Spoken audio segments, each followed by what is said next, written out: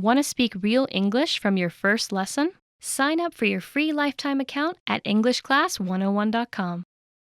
Hi everybody, welcome back to Know Your Verbs. My name is Alicia, and in this lesson we're going to talk about the verb raise. Let's get started.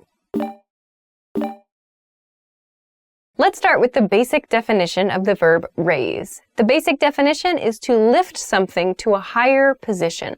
Examples: raise your hand. Let's raise the shelf a little higher.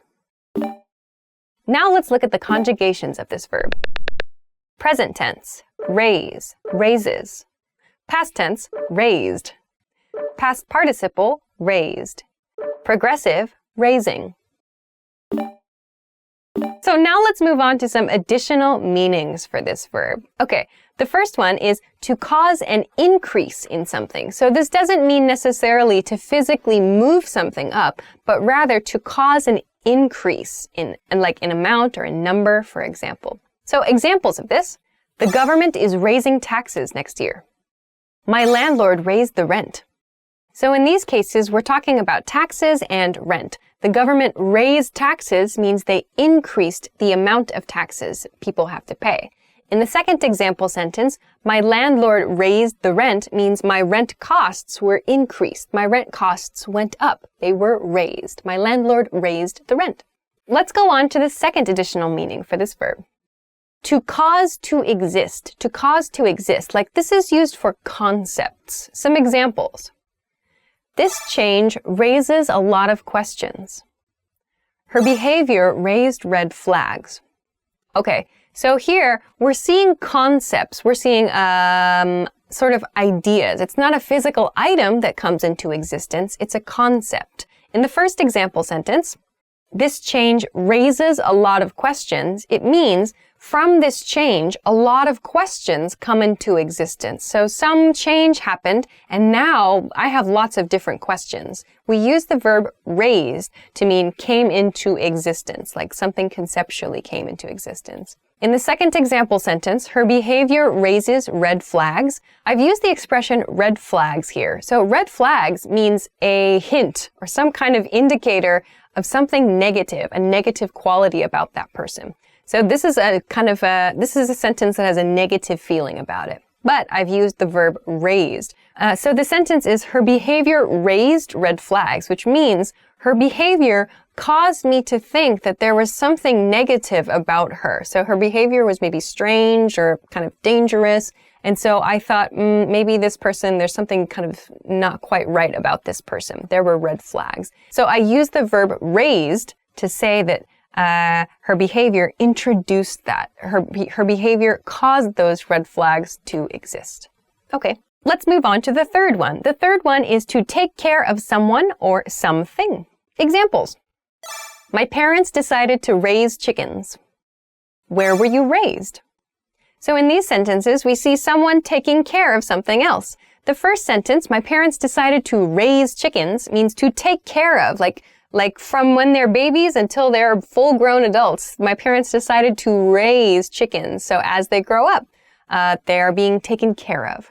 In the second example, it's a question. Where were you raised? A passive question. Where were you raised means where were you taken care of until you grew up, essentially, is the meaning. But we use raised to communicate that. Where were you raised? I was raised on the west coast of California. Where were you raised? Massachusetts. Massachusetts. All right. So this verb is used for parenting for sure. It's used to, so when you're talking about where you grew up, you can say, I grew up in, or I was raised in. So parents can use this. I want to raise my kids in place or in environment. Just be careful. We don't use the word grow for people. We can use it for plants. Like, I like to grow plants is fine. We can't say, I want to grow my kids. Doesn't work. We can't use that. Raise instead. The fourth one is to increase another person's bet. This is a very specific use of the word raise. We use this in gambling, like at casinos, for example. Examples. I'll raise you $20. She raised him $3,000. So this means there's an existing bet. In the first example, I'll raise you $20. There's a bet that exists somewhere. So let's say, for example, the bet is $10 that my opponent played. I, however, want to increase the risk in the game. So I say, I'll raise you $20, which means from this original $10, I'm going to add $20. That means the total bet is now $30. If the other person still wants to play the game, they now have to put in $20 more to match my bet. So to raise means to add additional risk to a bet. In the second example sentence, we see the same thing. She raised him $3,000. So there's an existing bet. She increased the amount of the bet by $3,000. So this is a very specific use of raise, but if you like card games or casinos or gambling, it could be useful for you. Okay, let's talk about the next additional meaning of the verb raise. It means to collect money, to gather money, to get money from different sources. Examples of this. Let's raise money in a fundraiser. How are we going to raise money for this project? So in these examples, we're talking about money. This is very commonly used to talk about money. So we tend to use this expression, this use of raise is used to talk about money, like financial resources that we need for some project or some charity or some volunteer activity. So we say, let's raise money or let's raise funds to support this group, for example. So this can be used to talk about gathering funds, gathering money. Okay. The variations. Let's talk about some variations of this verb. The first one is to raise eyebrows, to raise eyebrows. So the image of this is literally your eyebrows go up. Like, why? Because we're experiencing mild suspicion or surprise. So when you hear something and you kind of have this like, reaction to it. It's like, what? That's the raising eyebrows expression. Examples of this. Her weekend plans raised some eyebrows at the office. If you confront management, you might raise some eyebrows. So that means if you do that thing, in the first example sentence, her weekend plans raised some eyebrows at the office. It means something about her plans for the weekend caused suspicion or maybe surprise among the other people in the office. In the second example sentence, if you confront management, you might raise some eyebrows. It means if you do this thing, if you talk to management, they might be surprised or they might be suspicious of you. So raise eyebrows means to be suspicious or to be a little bit surprised of something. The next variation is to raise the bar, to raise the bar. This expression means like to set a higher standard than previously or to determine a higher standard than was previously set. Examples. We need to raise the bar for our work. They've raised the bar at that restaurant. In the first example, we need to raise the bar for our work. It means we need to set a higher standard for our work. So it's quite long to say, but we say raise the bar. You can actually imagine this in terms of sports. Like if you've seen gymnastics, when there's like we could imagine the pole vault, for example. If the bar to jump over, the athlete to jump over is at this level, maybe it's easy. But if we raise the bar, it becomes more difficult and requires more skill to do that same task.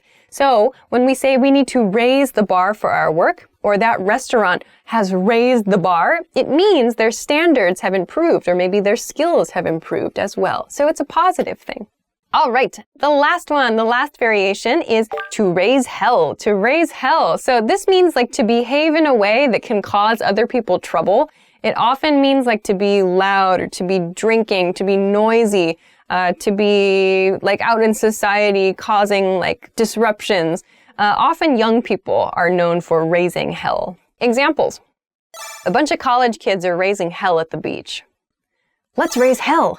These are examples of like kids, usually kids or like young people that are just kind of out to cause trouble. Like usually it's because they're having a good time and they're trying to do it like too noisily, or they're just having too much fun and causing problems in their community. But sometimes people actually plan to go out and cause problems for others. So to describe that activity, we can say raise hell, to raise hell. All right. So I hope that you found a few new ways to use the verb raise. Of course, if you have any questions or comments, or if you want to try to make a sentence, please feel free to do so in the comment section of this video. If you liked the video, don't forget to give us a thumbs up, subscribe to the channel, and check us out at EnglishClass101.com for other good stuff. Thanks very much for watching this episode of Know Your Verbs, and we'll see you again soon. Bye-bye. All right. So that's a recap. It's not a recap. I'm tired. Gosh. Okay. Okay. So that's an overview of a few different uses of the verb raise. Oh my God. I'm out of it today. Okay.